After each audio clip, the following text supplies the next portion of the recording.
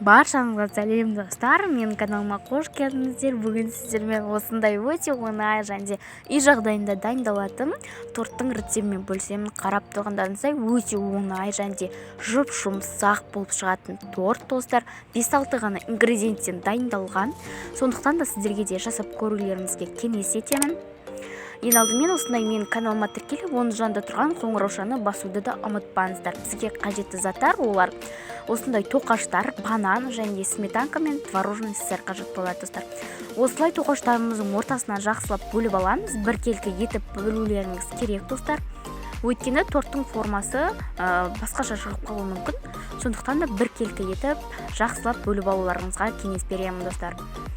Бізде домалақ форма болғандықтан мен осылай кесіп алдым. Майдалап турасаңыздар да болады негізі. Енді біз крем дайындайтын боламыз достар. Кремге осындай творожный сыр қажет болады. Мен әдейі осылай қатырып сіздерге түсінікті болу үшін жасап қойдым.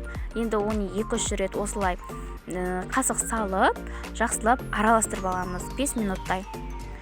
Енді араластырып болған соң, оның арасына сметанкамызды қосып жібереміз. Сметанка бізде 20%.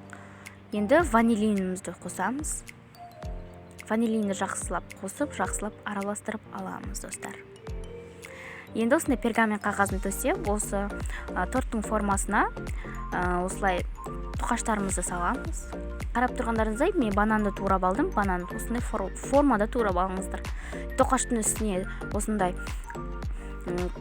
кремімізді құйып, бананымызды құйып, тоқашымызды дәл осылай қайталап кете бересіздер достар. Тоқаш және де крем және де банан.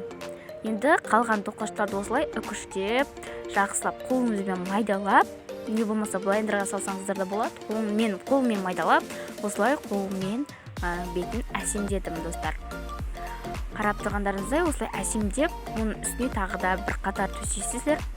Енді тағы да осылай қолыңызбен үкіштен өткізген сияқты қолыңызбен майдалап, әдемі етіп формаға келтіріп аласыздар. Енді оны бір тәулікке болмаса 2 сағатқа асығып тұрған болсаңыз, 1,5 сағат, 2 сағатта ұстауыңызға болады. Өйткені біздің кремдеріміз тоқашымызды жұмсартып, кәдімгідей өзінің формасын сіңіріп алу керек. Менің рецептім ұнаған болса, каналға тіркеліп, лайк басуды ұмытпаңыздар.